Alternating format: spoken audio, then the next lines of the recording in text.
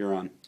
So I'm Eric Trager. I'm at the Washington Institute for Near East Policy, the Ira Weiner Fellow here. And I guess to deal with the question of how exactly the Arab Spring, and in particular the uprising in Egypt, has affected relations between Israel and Egypt, I guess the key thing to focus on is that Tahrir Square and the early stages of the revolt were not really about the United States. They weren't about Israel. They weren't about the treaty. They were really about overhauling a system of government which had become very objectionable to I wouldn't say most necessarily, but certainly many Egyptians who wanted a better future, felt that the current regime couldn't give it to them, saw an uprising in Tunisia, and decided to follow suit.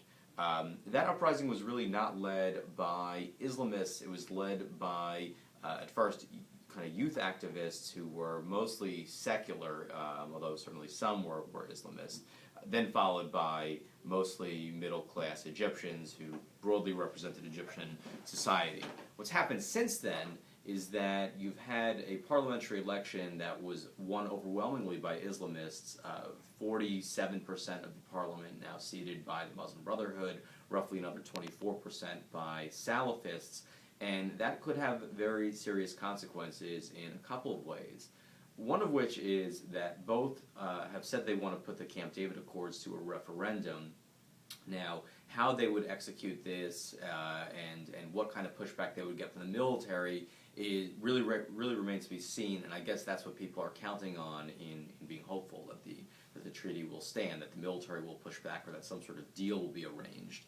But I'm not that optimistic because I think that the future is really in the Islamists' favor.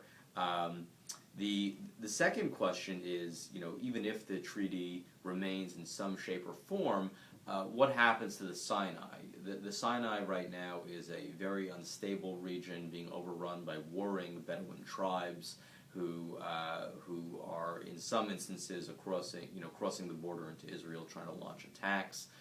One of which was quite successful back in August, and really it's the instability of the Sinai that could create a climate in which Cairo and Jerusalem have to confront one another. That's really what we saw in August after the attack, when Israel responded, accidentally killed Egyptian soldiers, and then Egypt was caught in a very difficult diplomatic situation. Ultimately, it was resolved, but not before the Israeli embassy came under attack. But anyway, two things to really focus on here are, one, what the Islamists will do in power, and secondly, whether the instability in the Sinai will catalyze a crisis between the two countries that creates its own threat to the future of peace.